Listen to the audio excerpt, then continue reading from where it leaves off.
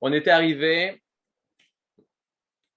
au mashal, au fameux mashal du Meler Hodou. C'est-à-dire le Meler Hodou. C'est-à-dire, qu'est-ce qui est bizarre? Je ne sais pas s'il a fait exprès. En tout cas, pourquoi il utilise l'exemple du roi d'Inde? Parce qu'à l'époque, l'Inde était le pays le plus lointain et on entendait seulement des choses au sujet de l'Inde, mais on n'était vraiment jamais arrivé. À d'écart que quand les Indiens vont découvrir Christophe Colomb, alors il va les appeler les Indiens parce qu'il pensait qu'il était arrivé en Inde. Donc c'était quelque chose de très peu connu. L'Inde, on ne savait pas exactement ce qu'il y avait, même si Alexandre Mogdon est arrivé jusque là-bas. Mais l'Inde, c'est un pays lointain. Maintenant, on ne peut pas s'empêcher de ne pas penser au mot suivant. Hodou, quand on met le dagesh, l'accent tonique à la fin, Hodou, alors c'est l'Inde. Mais Hodou, c'est louer Hachem. Hodou l'Hachem kitov kilolam chasdo. Donc, faire attention en hybride, quand on dit Hodou, c'est l'Inde. Quand on mange du off Hodou, du poulet d'Inde, la dinde, c'est Hodou. Mais Hodou, c'est Hodou l'Hachem kitov. Alors, peut-être, grâce à son exemple du Meler Hodou, il va peut-être les Hodot l'Hachem. Il va peut-être non seulement remercier Akadosh Borou, le roi des Khazars, mais aussi reconnaître que c'est Akadosh Borou. Et on s'étonne comment ça se fait qu'il vient, Rabbi Yehuda Levi, donc le Chaver, le rabbin, comment ça se fait qu'il vient donner un exemple.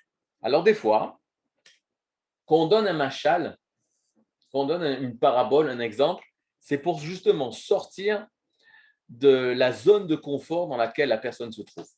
Si tu continues à lui parler dans ces mêmes moussagim, dans ces mêmes notions, et tu parles dans ces mêmes notions, alors il va rester avec une pensée fermée, il ne va pas être capable de s'ouvrir. Mais maintenant, si tu le sors de son contexte et tu le emmènes dans un contexte complètement presque différent, alors il va retrouver une pensée naturelle, une pensée spontanée. C'est un peu ce que je vous dis l'histoire de la dernière fois où une personne peut être sceptique par rapport à nos sages, peut être sceptique par rapport à la Torah, mais quand on parle de ne pas donner sa confiance, mais lorsqu'on parle de lui-même par rapport au médecin, par rapport à la médecine, alors il va dire non, je vais donner ma confiance au médecin. On avait fini par cet exemple. Donc qu'est-ce qu'il fait? Il emmène dans une parabole pour le sortir de son contexte normal, au roi des Khazars, et pour essayer de lui demander oublie tout ce que tu es obligé de justifier par rapport à tes pensées toi-même, mais essaye de me donner comment toi, personnellement, quelle est ta vie, comment tu aurais réagi de la manière la plus pure, sans intérêt, sans essayer de justifier certaines pensées. Ça va? Alors, attendez, il y avait une question. Qu'est-ce qu'il y a la question? C'était quoi? Zéou, Zehod ou les Shem, Lo? Je n'ai pas compris la question. Hod? Ah non, Slicha, Hodou, les Yud Kevavke. Hodou, l'Hachem. Hodou, l'Adonai, qui tov, qui est Léolam, Chasdo, le grand Hallel. J'ai répondu à la question, c'est que ça veut dire? C'est Hodou, c'est le verbe, le Hodot. Oui, vous avez répondu, merci. Il a fait moi. Maintenant, regardez, on est dans le texte, je vous sors le texte, tac, tac.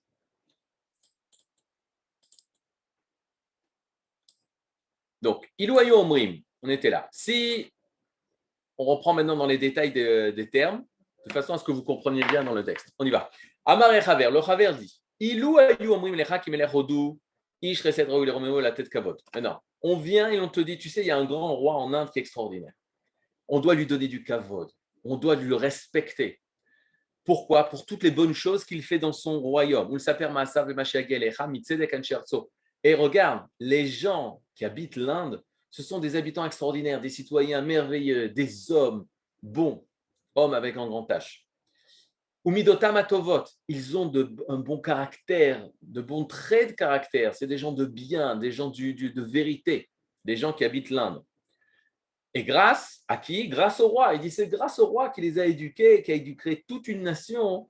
Et grâce à ça, cette nation est une nation saine, pure, propre, bonne. Mais chez Massam ou Matanam Bemouna, c'est des gens loyaux, ils font du commerce d'une manière loyale. Et à Yita Chayav Beze. Alors, est-ce que tu te sens le devoir de devoir respecter ce roi? Maintenant, autre part, le machal, donc c'est le roi d'Inde avec ses citoyens, et on vient te raconter qu'il y a un roi extraordinaire, qui éduque ses citoyens d'une manière extraordinaire. Et donc, ces citoyens, c'est des gens droits, qui sont loyaux, etc. etc. Est-ce que tu peux dire, ce roi est extraordinaire et je le dois du kavod, je lui dois du respect.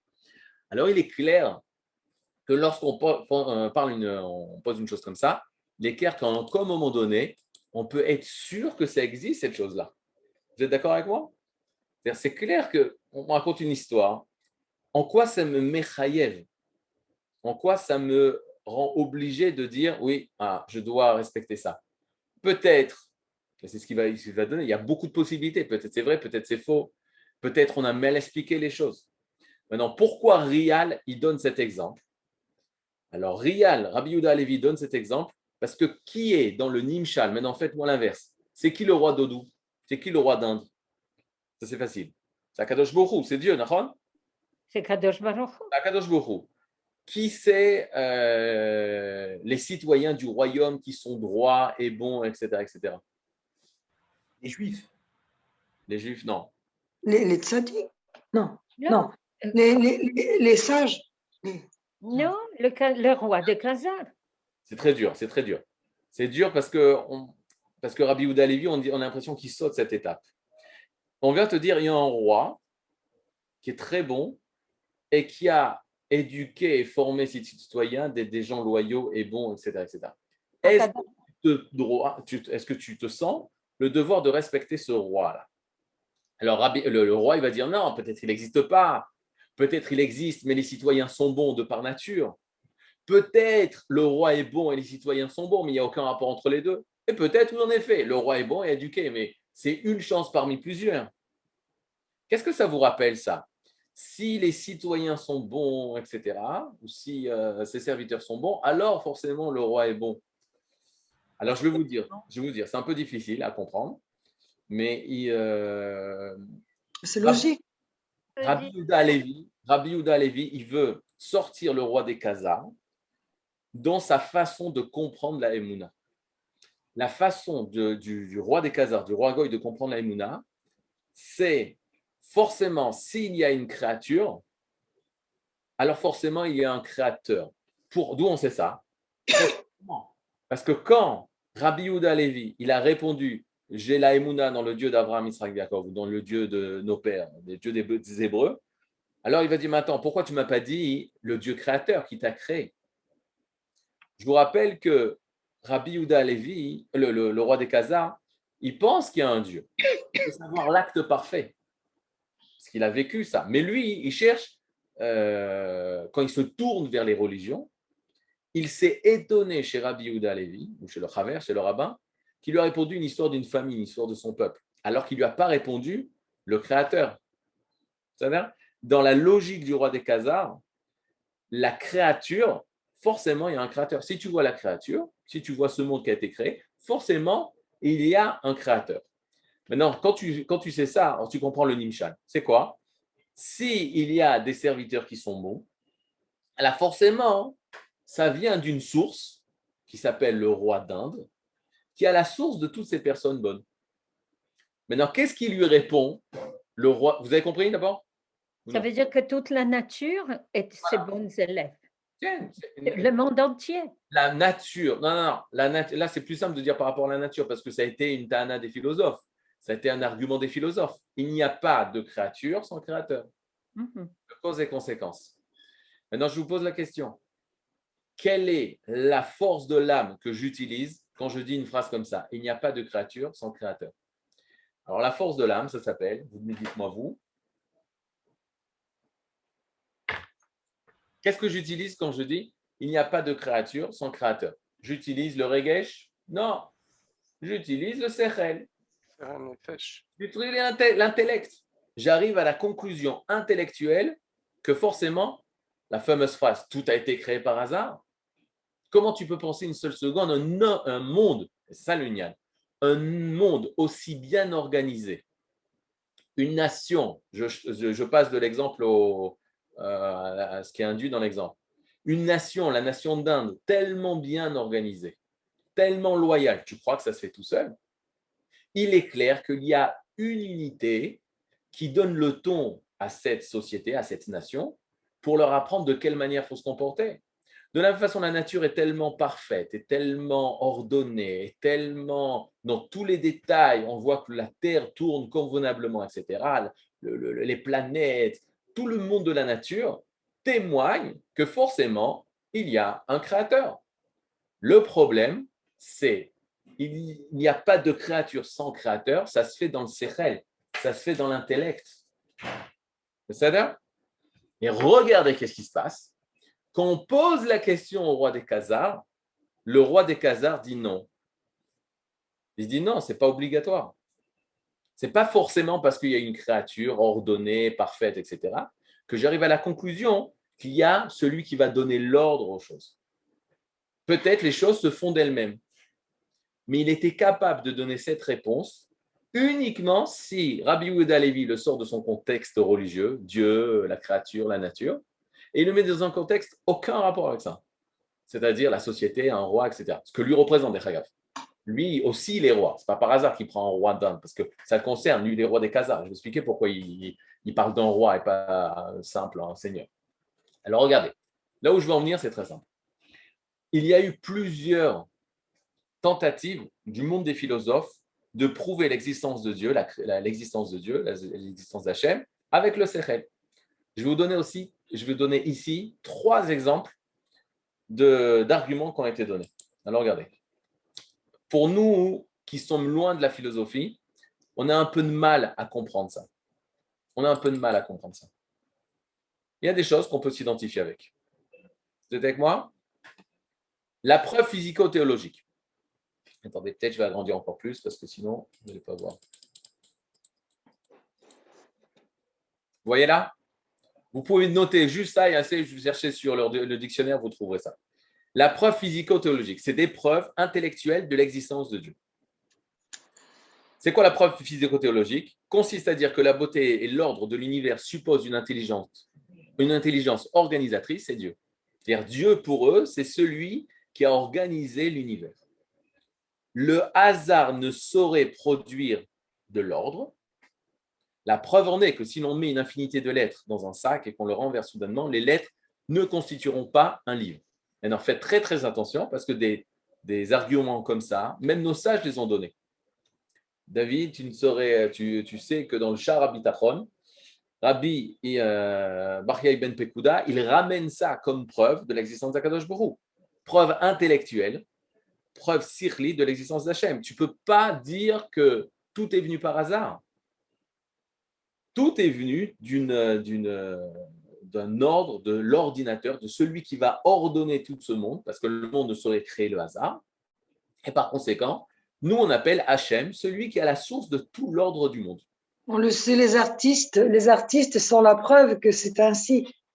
Pourquoi? Un peintre, quand il peint, c'est toujours par rapport à un ordre, un équilibre, tout en... L'harmonie. Maintenant, je ne dis pas qu'il y a quelque chose de vrai dans ça. Mais est-ce que c'est ça la Emouna? Est-ce que c'est parce que j'ai une preuve sikhli que c'est la Emouna? La réponse est non. Tu as une preuve intellectuelle que tu peux comprendre. C'est-à-dire l'harmonie des Chagav dont vous parlez, on va en parler. Les Mekoubalim, ils vont en parler de cette harmonie. Nous aussi, on va en parler. On va appeler ça Ardout Akolelet.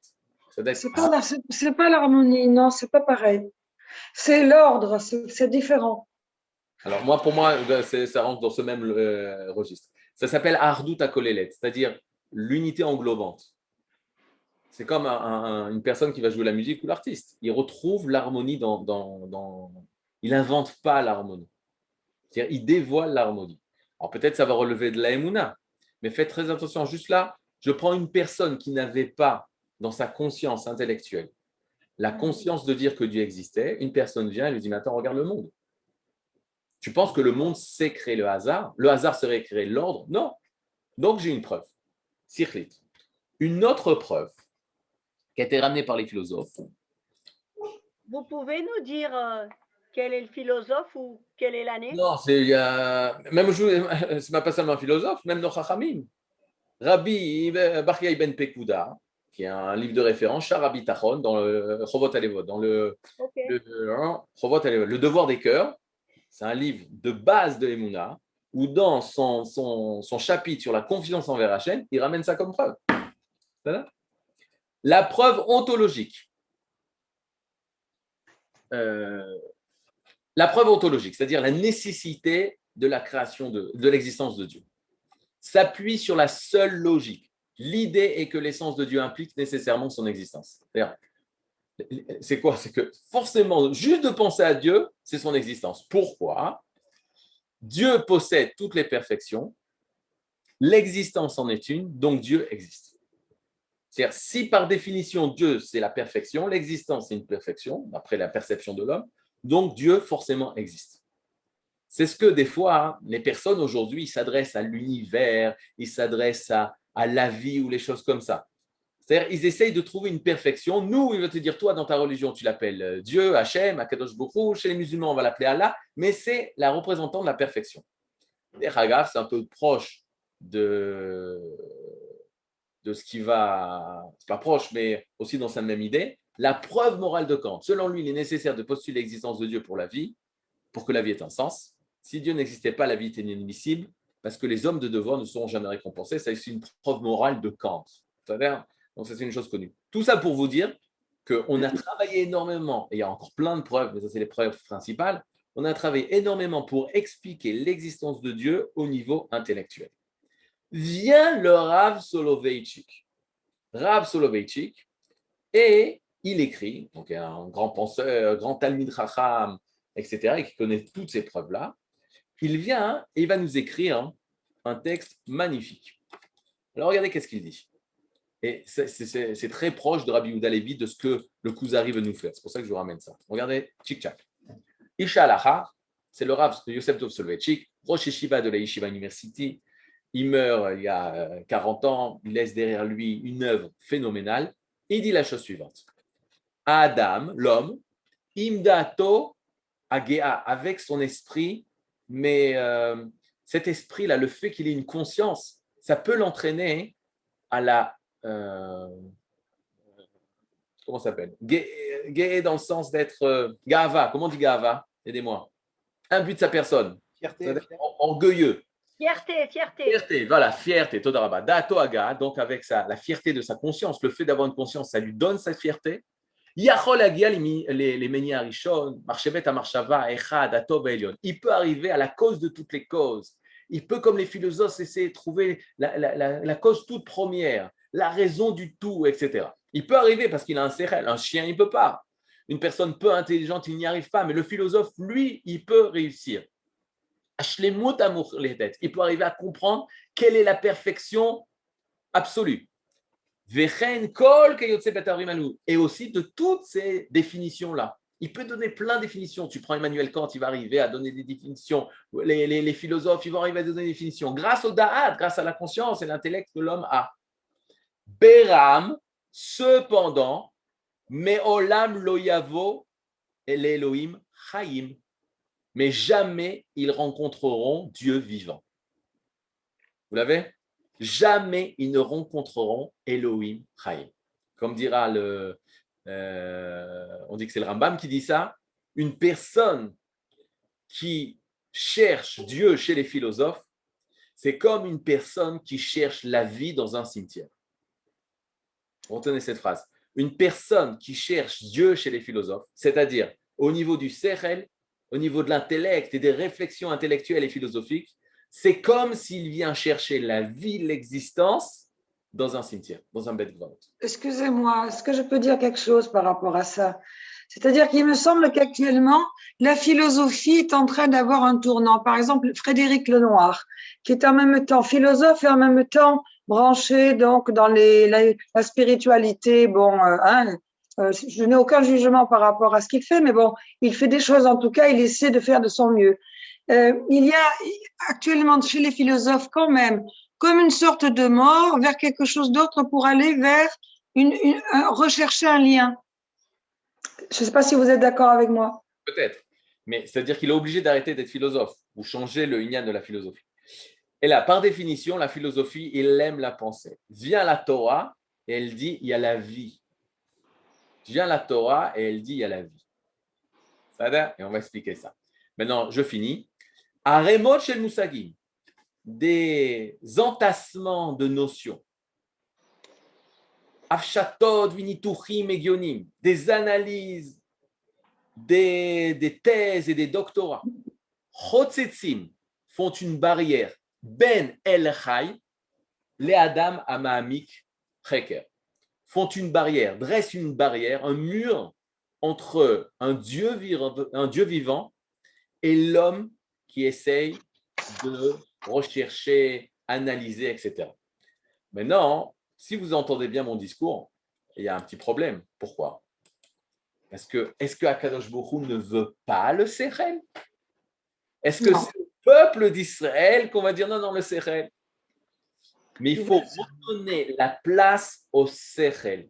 Il faut donner la bonne place à l'intellect. L'intellect, ce n'est pas le Ham Israël qui va dire on n'a pas besoin du Sechel. Toute notre âme ne s'est jamais, notre peuple ne s'est jamais arrêté d'étudier, d'écrire, d'approfondir, etc., etc. Mais il y a une différence. Avant le Sechel, il y a la Emunah. Avant le Sechel, il y a la Emunah. Et on est là pour essayer de comprendre la Emunah. Donc vient le Kuzari et lui dit regarde, si on vient de parler du roi d'Odou, et on te dit que c'est un roi sadique qui construit sa nation d'une manière parfaite et loyale. Est-ce que tu es obligé de le remercier? Il fait, mais moi, je ne les connais pas. Peut-être c'est vrai, peut-être c'est faux. Peut-être il existe vraiment des gens loyaux et qu'eux sont loyaux en aucun rapport avec leur roi. Ou peut-être, oui, leur roi est loyal et eux aussi sont loyaux. Mais c'est une nature qu'ils ont. Ils n'ont aucun rapport, le roi et ses citoyens. Donc, qu'est-ce qu'il est en train de dire? Il est en train de dire que j'ai aucun devoir de croire ou de prendre cette chose comme vraie. Pourquoi? Parce que c'est seulement des suppositions intellectuelles. Maintenant, désolé de vous annoncer ça, mais de dire parce que j'existe, forcément il y a un créateur qui me veut, qui me désire, c'est seulement des thèses intellectuelles. Ou, très simplement, de demander au Chaver, de dire que tu crois en Dieu en tant que Dieu créateur du monde, c'est seulement des suspicions intellectuelles. Pourquoi? Parce que tu ne sais pas comment ça s'est passé. Tu n'étais pas là le jour de la création du monde. L'homme n'était pas là. Et tu ne peux pas te tourner vers l'homme en te disant tu as un devoir de reconnaissance envers ton créateur parce qu'on n'était pas là le jour de notre création, la création du monde, etc., etc. Nous, on voit un monde, mais on n'était pas présent lors du jour de la création. Et c'est ce que Rabbi Yehuda Halevi veut faire tomber le roi des Khazars. Il est en train de lui dire, Nahon, c'est très bien ce que tu dis, tu vois. Donc tu ne peux pas dire la même chose pour Dieu. Parce que qui te dit que les lois de la nature, parce qu'elles sont tellement ordonnées, forcément il y a un organisateur qui influence ces lois? Qui te dit ça? Peut-être les lois sont d'une manière aveugle, naturelle, indépendante, les unes des autres, sans une source qui les influence vers le bien. Ça l'air? Vous avez compris ça ou par rapport à la Kabbale qui, quand même, il me semble, met beaucoup en avant le Sechel, la Bina, par rapport justement à ce qu'on trouve dans le New Age ou dans la spiritualité générale. Attendez, 2 secondes. Je suis prêt à parler de la Kabbalah si on remet la notion de Emouna. Pour l'instant, ce que je suis en train de dire, c'est que je vous ai dit ça, mais il faut que je prouve. Il y a le Sechel, avant il y a la Emouna. Quand on aura compris ce que c'est la Emouna, on va le comprendre tout de suite. Alors, on peut passer après comment utiliser le Sechel. Bien sûr, toute la Kabbalah, c'est l'utilisation du Sechel, mais pour arriver à la Emouna, pour grandir la Emouna. On va arriver là, ne vous inquiétez pas.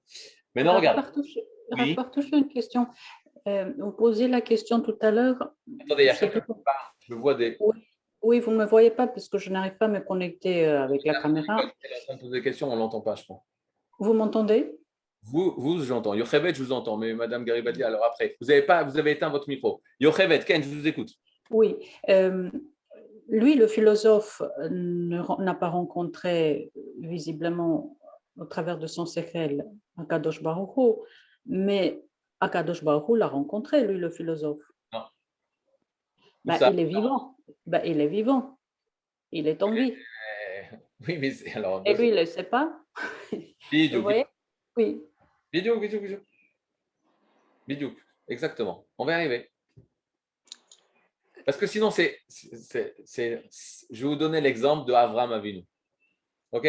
Avram Avinu, il cherche Akadosh Baruch Hu. Ça gêne toujours quand on dit un truc une chose comme ça, mais c'est le Midrash. Il y a un Midrash qui dit, et même le Rambam, il ramène ça, depuis l'âge de 3 ans jusqu'à 45 ans, il cherchait son créateur. Abraham, qu'est-ce qu'il pensait au début, Abraham? Qui c'est Dieu? C'est le soleil. Dieu, c'est le soleil. C'est marqué ou pas dans le Midrash? Il ne faut pas avoir peur. Bétar, c'est marqué. Donc, il va servir le soleil. Waouh! Tu rencontres aujourd'hui un juif, tu dis, qui tu sers, toi? Le soleil. J'ai prié le soleil. Toute la journée, je prie le soleil. Tu dis, eh oh! C'est de la Vodazara. Il voit que le soleil se couche, il voit que la lune se lève. Il dit, alors Dieu, c'est la lune. Il sert la lune. C'est la période musulmane de Avraham Avinu. Oh, où est-ce qu'on est là? Oui, mais c'est le Midrash qui dit. C'est-à-dire qu'Avraham Avinu, il pense que c'est la lune. Ensuite, il voit que la lune se couche. Le soleil s'est couché, la lune s'est couchée. Le vent s'est levé. Il dit, c'est le Ruach.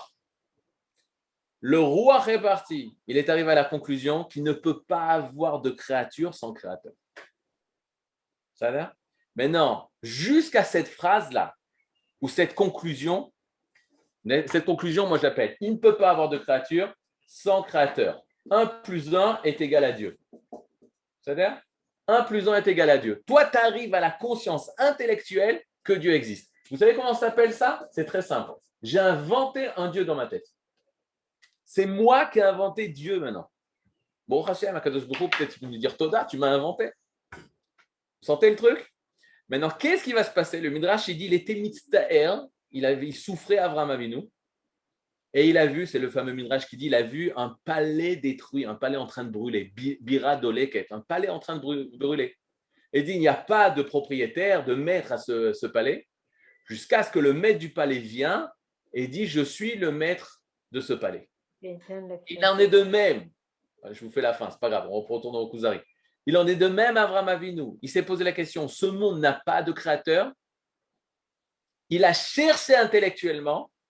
Il est arrivé à la preuve intellectuelle que Dieu existe, créature sans créateur. Il n'y a pas de créature sans créateur. Mais ce n'est pas ça, la Emouna. Le Sechel, c'est Sechel. C'est la philosophie jusque-là. Jusqu'à ce que Hachem lui dit, Ani hu balabira. Moi, je suis le créateur de ce monde-là. Là, c'était Emouna. Quand Hachem se dévoile à lui, je donne la fin, c'est pas grave. Allez, on spoilait, je ne sais pas comment on dit, les jeunes, ils m'apprennent à chaque fois des mots. Spoiler, on spoil le shiur. It galut, ça c'est le mot magique de tout le Kuzari. Dévoilement, pas développement, dévoilement. Hachem s'est dévoilé. Tant qu'Hachem il s'est pas dévoilé, c'est des spéculations intellectuelles.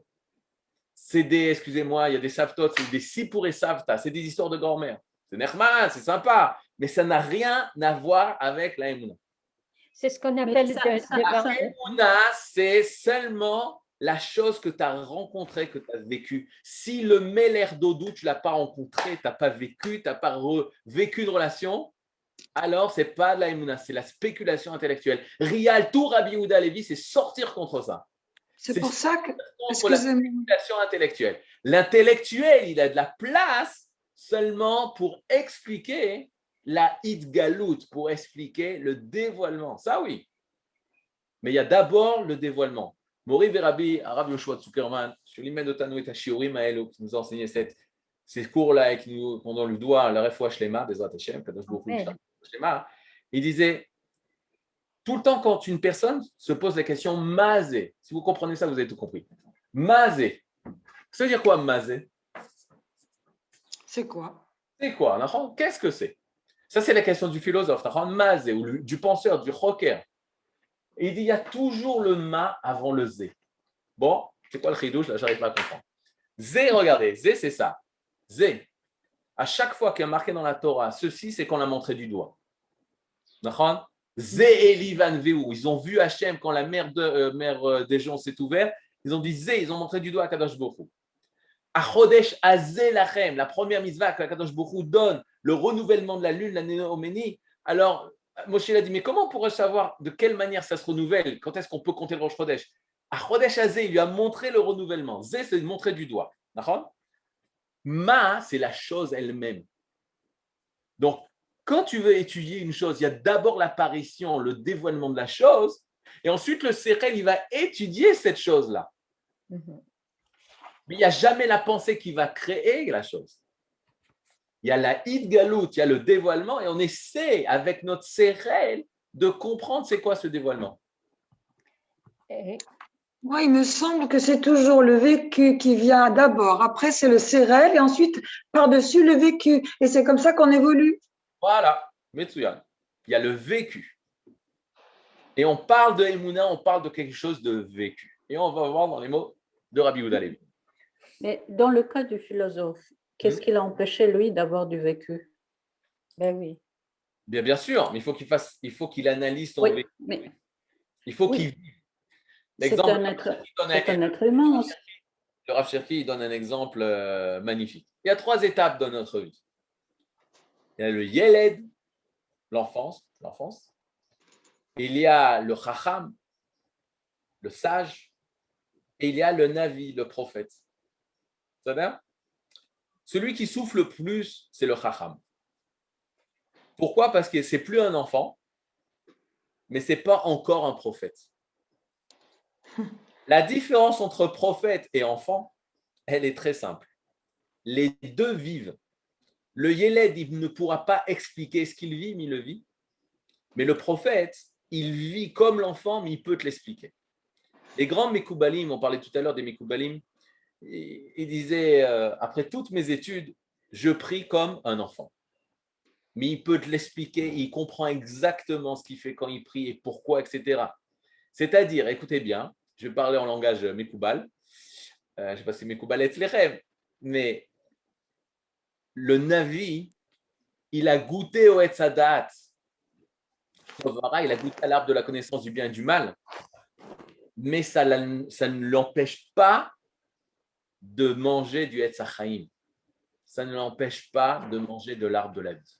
L'enfant, lui, il a goûté que Etzachaim. L'enfant, il est que dans l'arbre de la vie. Le Chacham, il est dans le Etzadat Tovara. Il souffre parce qu'il lui manque la vie. Et je vous donne un exemple très simple. On est dans la forêt. Pitom, il y a un grand chercheur. Ça, c'est l'exemple du Rav. Tout ça, c'est pour l'introduction pour l'exemple du Rav Cherki. Pour comprendre, même les blagues du Rav Cherki, il faut comprendre. Calvachomer, les exemples. On est en pleine forêt. Et qu'est-ce qu'on voit? Il y a un chercheur avec tous ses appareils, ses jumelles, ses microscopes, il étudie la forêt, etc. etc. Pitom, il voit les lapins s'enfuir, il voit les gazelles courir, il voit les cerfs sauter, sortir en courant de la forêt, il voit les petits insectes, les sismographes qui commencent à partir aussi en courant. Et lui, il se pose la question, mais qu'est-ce qui se passe? Il regarde ses appareils, etc., etc., etc. Et en fait, qu'est-ce qui se passe? Vous avez bien compris, il y a un incendie dans la forêt.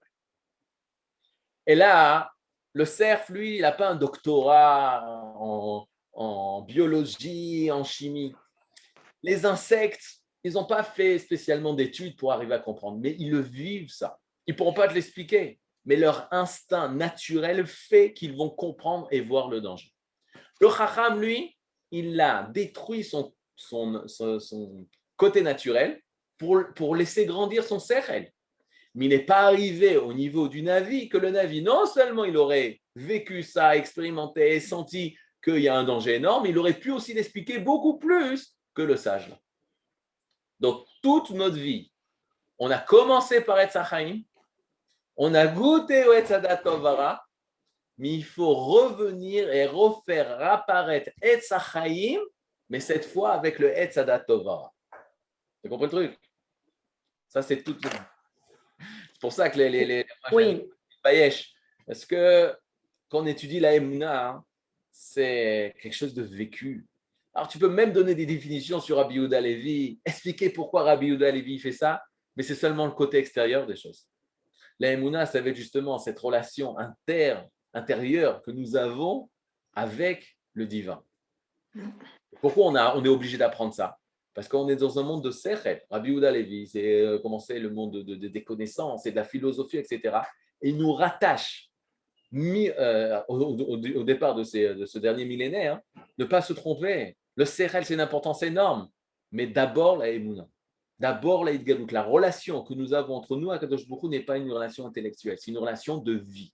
Et on voit ça aujourd'hui en Eretz Israël et on arrivera jusqu'à ici. Maintenant, regardez comment Rabbi Yehuda Levi l'explique. On y va. Rabbi Yehuda Levi l'explique de manière plus que claire.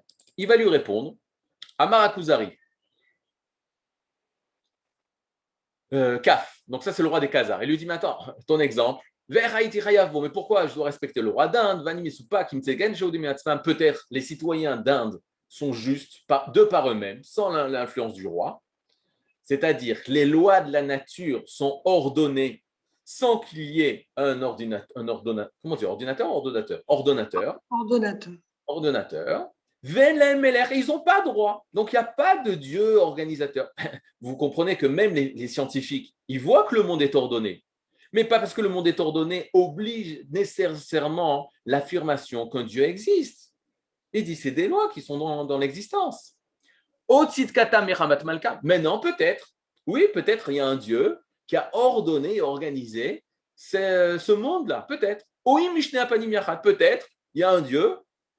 Et aussi, il y a des lois, il y a des citoyens qui se comportent bien, mais il n'y a aucun rapport entre les deux. Les deux existent. Donc, qu'est-ce qu'il est en train? Il est en train de se détruire lui-même. Parce que lui pense que c'est sûr qu'on doit arriver à la connaissance de Dieu par la nature, par le monde, par l'ordre normal du monde. Et là, le Chaver, regardez qu'est-ce qu'il lui dit.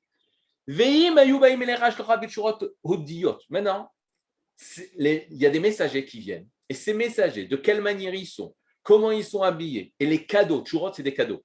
Ils t'emmènent, c'est sûr que ça vient d'Inde. En tout cas, c'est comme ça qu'on appelle ce pays. Donc, tu es sûr, c'est des cadeaux que tu n'as pas l'habitude, que tu ne connais pas, qui ne viennent pas de ton pays, qui ne viennent pas des alentours, mais qui viennent d'un pays très lointain. Maintenant, c'est sûr pour toi que ça vient d'Inde. Et pas seulement de n'importe quelle personne. Tu vois que c'est des cadeaux d'une grande richesse, que ça peut appartenir seulement à un roi. Et ça, tu connais parce que toi-même, tu es roi. Ça marche? Birtav Mefursam Shiumito. C'est clair que l'écriture de la lettre, c'est l'écriture d'un roi.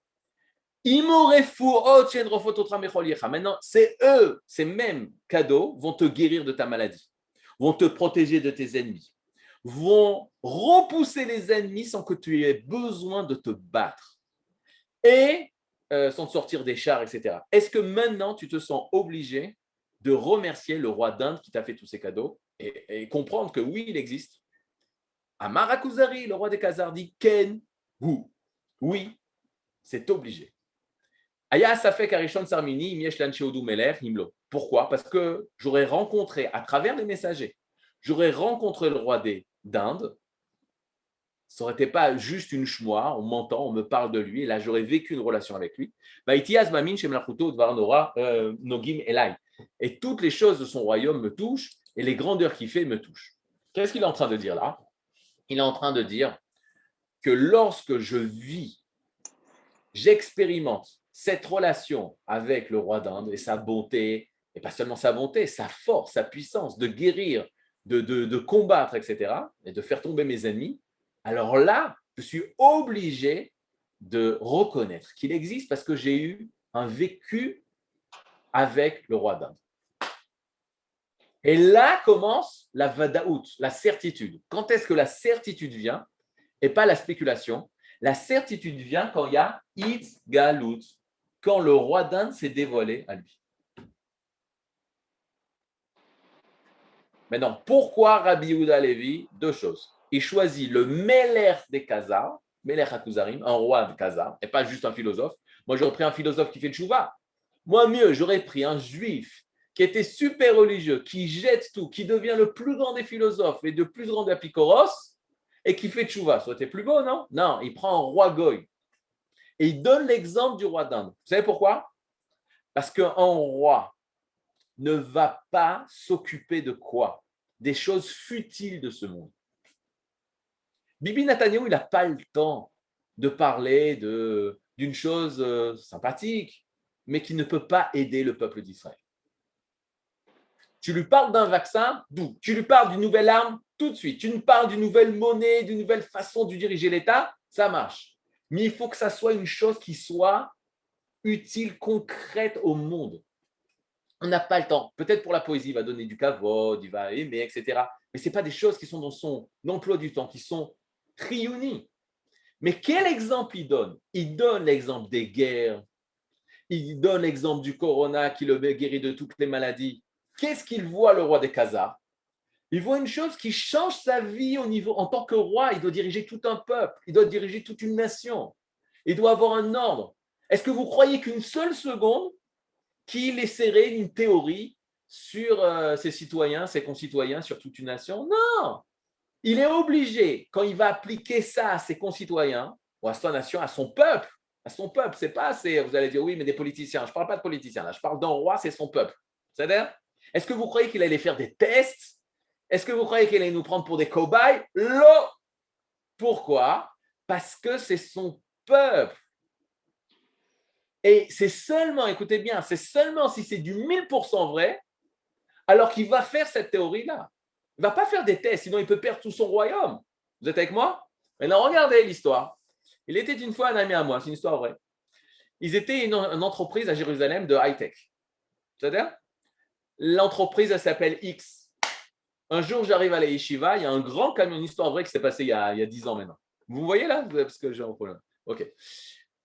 J'arrive à la yeshiva du Machon Meir, il y a un grand camion qui dépose des chaises, des bureaux, des tables. Je dis, c'est quoi? Elle me dit, ben, c'est une entreprise qui a fermé, une entreprise de high-tech qui a fermé. Le Shabbat, je suis à la Beth Knesset, on me dit le nom de l'entreprise, mon ami travaillait dans cette entreprise-là. C'est-à-dire, donc sa boîte de high-tech a fermé de haute technologie, une boîte d'informatique, qui était une succursale d'une boîte américaine, a fermé à Hotzvim, pas très loin du Machon Meir. Maintenant, regardez l'histoire. Écoutez bien, ils ont invité tous les ingénieurs qui avaient réussi un projet magnifique. C'est une succursale, c'est un sniff, c'est une comment dire, une sous-boîte. Comment tu dis? Succursale.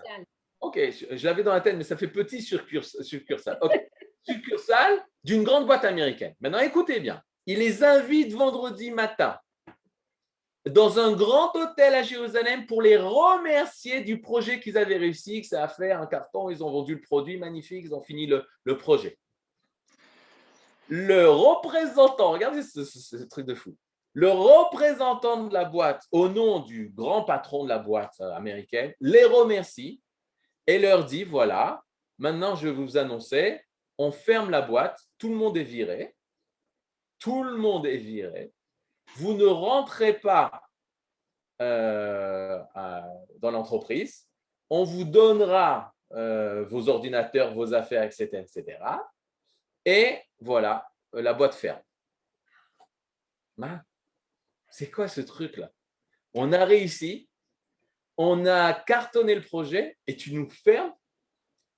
J'ai posé la question à un ami et il m'a dit non, mais c'est une chita. C'est une façon de penser. Regardez bien. Le grand patron de la société américaine voulait changer la façon de travailler de cette entreprise. Maintenant, il faut convaincre les sous-directeurs, les directeurs, les employés. C'est immense. Et même, tu dois faire un test. Peut-être ça marche, peut-être ça ne marche pas. Mon nouveau système, etc. de travail. Pour ça, ils ont ouvert une succursale à Jérusalem, selon la façon de travailler comme le directeur voulait. Et c'était des cobayes. Cette entreprise, elle a marché, ils ont réussi. C'était la preuve concrète. Aux États-Unis, ils ont dit, regarde, l'entreprise de Jérusalem, elle a fait plus que vous.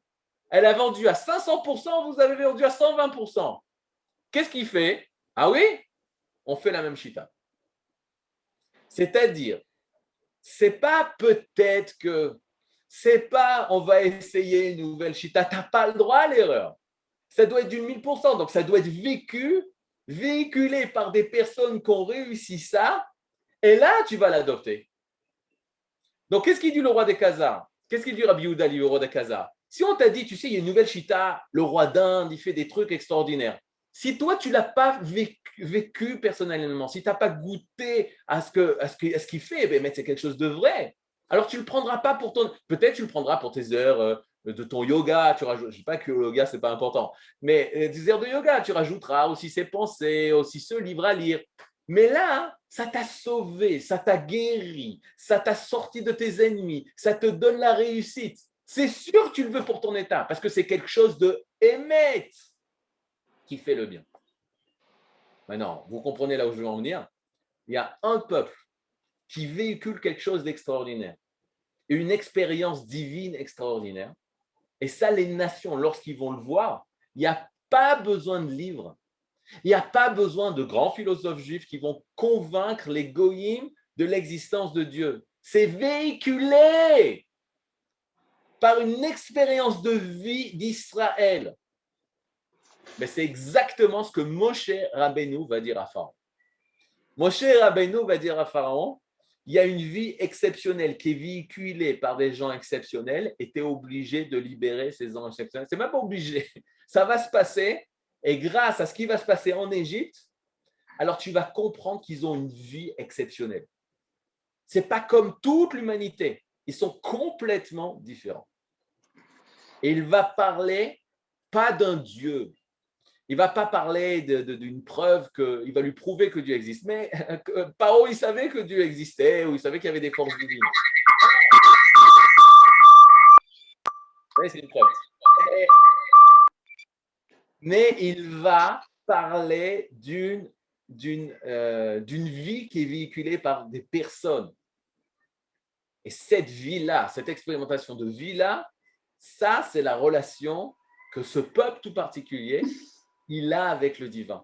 Pas dans les livres, au-delà, dans la vie. Et c'est ce qu'il va lui dire. Comment il va lui dire ça? Il va lui dire, ce que je t'ai dit, c'est exactement où est-ce que j'en suis. Voilà. Et il va lui dire, Amar Achaver, Amar Achaver, donc le rabbin, il lui dit, magnifique.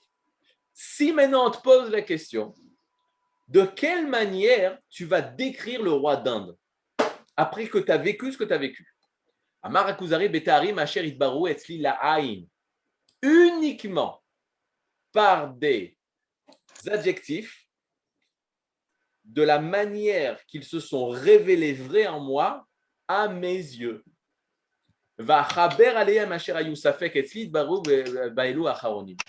Des choses qui étaient douteuses au départ, elles sont devenues vraies parce que je les ai vues, je les ai vécues. Et c'est de cette manière que je vais en parler. Amar Echaver, tu sais, dit le Rabbi Yehuda Levi, c'est exactement ce que je t'ai répondu quand tu m'as posé la question. Je m'arrête là. Qu'est-ce que ça veut dire? Tu m'as posé la question, dans quel Dieu tu crois? Tu voulais dire dans le Dieu créateur. Mais qui te dit qu'il y a un Dieu créateur? Moi, je n'étais pas là lors de la création. La seule chose dont je peux parler, c'est la relation que j'ai eue avec lui. La relation que j'ai eue avec lui, c'est d'abord une relation. Il a sauvé Abraham, Israël et Jacob. Il a même frappé. Tu te rappelles ton grand-père? Paro, lorsqu'il a pris Sarah, il a reçu une maca. Nous en parlait dans toutes les années. Vous vous rappelez qu'il y a un Dieu qui a frappé ton ancêtre? Cette chose bizarre qu'on a voulu tuer Abraham, vous n'avez pas réussi. Puis là, avant, on a essayé de mettre Abraham dans des fours crématoires par Nimrod, qui était le roi du monde. Ils n'ont pas réussi. Nachon, il a continué à vivre. Et il a combattu des rois, Nachon Abraham Avinu. Et il a eu des miracles extraordinaires. Et malgré tout, on a essayé de l'écraser. Il est resté vivant. C'est ce Dieu dont je parle. Et Bichlal, au niveau de ma nation, lorsqu'on est sorti d'Égypte, on a pu faire cette sortie d'Égypte et réaliser cette sortie d'Égypte. C'est aussi lui qui a fait ça. Et lorsqu'on était dans le désert, on n'avait aucune chose de vivre. C'est aussi lui qui a fait ça. Et l'eau qu'on a trouvée dans le désert, et la mer des gens qui s'est ouverte, et la mer du Yarden qui s'est ouverte, et tous les peuples qu'il a combattus quand on est arrivé en Eretz Israël, et tous les miracles. Après 2000 ans de galoute, on retrouve et le peuple d'Israël renaît, revient sur sa terre après 2000 ans d'exil et de nouveau il y a de l'eau en Eretz Israël et de milieu de fruits et on gagne les guerres alors qu'il y a 600 millions autour de nous qui veulent nous écraser, on continue à être vivants. C'est de ce Dieu que je parle. Philosophie ou Emouna? Emouna. Vécu, quelque chose de vécu, d'histoire du Ham Israël. On ne cherche pas dans le Bet HaKvarot. Nous, on appelle ça Bet HaChaim, dans la maison de la vie. L'histoire du peuple Israël, elle sort du lot de toutes les autres histoires de toutes les autres nations. Ça, c'est l'Emouna. Après vient le Sechel, et il doit écrire des livres, des tonnes de livres, pour expliquer le pourquoi du comment, pourquoi ça se réalise, de quelle manière, et pour pouvoir mieux comprendre ce qu'on a vécu, pour pouvoir mieux comprendre la profondeur de ce qu'on a vécu. Comme une personne qui va, il respire, il va étudier 10 ans de médecine et encore 50 spécialistes de spécialité pour la respiration, il respire, il apprend ce que c'est la respiration. Et grâce à ça, il va encore mieux respirer. C'est l'air. Mais ce n'est pas parce qu'il respire et qu'il apprend la respiration qu'à un moment donné, la sonnerie de la pause sonne, on est en pleine explication des poumons, et lui, il ne sait pas comment il respire. Est-ce que parce qu'il ne sait pas intellectuellement comment il respire, il va s'arrêter de respirer? Pas du tout. Il va continuer à respirer. Et encore la vie, même s'il y a un manque de compréhension. Mais chas v'shalom, que ce n'est pas la compréhension qui fait la vie, c'est la vie qui fait la vie, et notre sechel, il doit comprendre cette vie-là, nous faire de comprendre la grandeur de cette vie-là. Pourquoi cette vie-là? Comment amplifier cette vie-là? Pas remplacer, et d'ouvrir le chemin à cette vie-là. Mais ça commence par une rencontre entre nous et lui. Et c'est comme ça qu'Akadosh Baruch Hu s'est dévoilé à Moshe Rabbeinu, dit Rabbi Yehuda Halevi. Attendez, il y a des questions? Arabe, il reste 8 minutes. 8 minutes, c'est parti. Famille Meloul. Donc, vivre en Erchutz La'aretz, c'est une connaissance théorique d'Hachem. C'est pas moi qui le dis. Non, mais je vais vous dire, très simple. Quand on est en Akadosh Baruch Hu, il dit V'natati lachem, je vous donnerai cette part, Vani et lachem Elohim, et moi je serai pour vous un Dieu. Tant qu'on n'est pas en Eretz Israël, alors Hachem n'est pas Elohim. C'est quoi Elohim? Il est Yud Ke Vav Ke, il donne encore l'existence, il donne encore la vie, mais il n'est pas Elohim. C'est quoi Elohim? C'est justement être capable de dévoiler les forces de la nature, c'est-à-dire dominer la nature. C'est comme je vous donne Elohim, c'est quand je dévoile dans mon corps, Hachem ou Elohim, c'est que j'arrive à prendre le Dieu et le réaliser concrètement sur la terre. Et ça, c'est notre tafkid, ça, c'est notre rôle. Alors, en effet, comment les Chachamim vont exprimer ça? Ils vont dire une personne qui est en Chutz La'aretz, alors il s'entraîne, c'est un entraînement énorme, etc., pour réaliser son but lorsqu'il va être en Eretz Israël. Maintenant, le rapport Eretz Israël, le rapport Eretz Israël, Chutz La'aretz, c'est comme le rapport l'homme et la femme. Un homme pas marié n'est pas un homme. Mais il n'y a pas eu de tzadikim qui ont mis du temps à se marier. Ils étaient pas... Mais il y avait comme un moment, que tu le veuilles ou que tu ne le veuilles pas. Lorsqu'il se marie, il redevient mamash Adam. La même chose. Un juif en dehors du pays d'Eretz Israël, c'est comme un juif tzadik pas marié. Il fait les mitzvot, mais il n'est pas marié. Il y a un manque. Quand il se marie, alors là, il arrive à cette pleine shlemut. Il a été créé en tant qu'Adam. Adam, c'est Zachar Nekeva. C'est sûr qu'il y a ce manque-là. Excusez-moi, mais on dit jamais l'inverse, c'est qu'une femme qui n'est pas... Laissez le Rav finir, s'il vous plaît, il est en plein milieu de sa... Pardon. Je dis, on ne va jamais dire qu'une personne, tu n'es pas marié, tu as un rachat. On va dire, il y a un manque. Il y a un manque de dévoilement. Ta plénitude va s'apparaître. C'est très dur. On dit un homme qui est ravak, il est blotora, il est sans Torah. Et il y a un midrash dans Kohelet qui dit, Kohelet Rabbah, il dit blochaim, sans vie. Un homme, même s'il y a Torah, mitzvot, mais qu'il n'est pas marié, il est belochaim. Mais c'est un peu ce qui s'est passé pendant 2000 ans de Galout. On était belochaim, sans vie. D'où les ossements desséchés de Yecheskel. On est comme des ossements desséchés qui n'ont pas de vie, qui manquent de vie. Mais les cellules, elles sont tzadiques. Les juifs qui sont en Chutz La'aretz sont tzadiques. Et on dit que si les juifs pendant Chutz La'aretz, ils sont tzadiques, quand ils arrivent en Eretz Israël, leur force est décuplée. Si tu es resté tzadik à côté de Macron, j'ai rien contre Macron, mais si tu arrives à rester tzadik malgré l'Élysée, alors quand tu arrives en Eretz Israël, Ken, maintenant je réponds aux questions.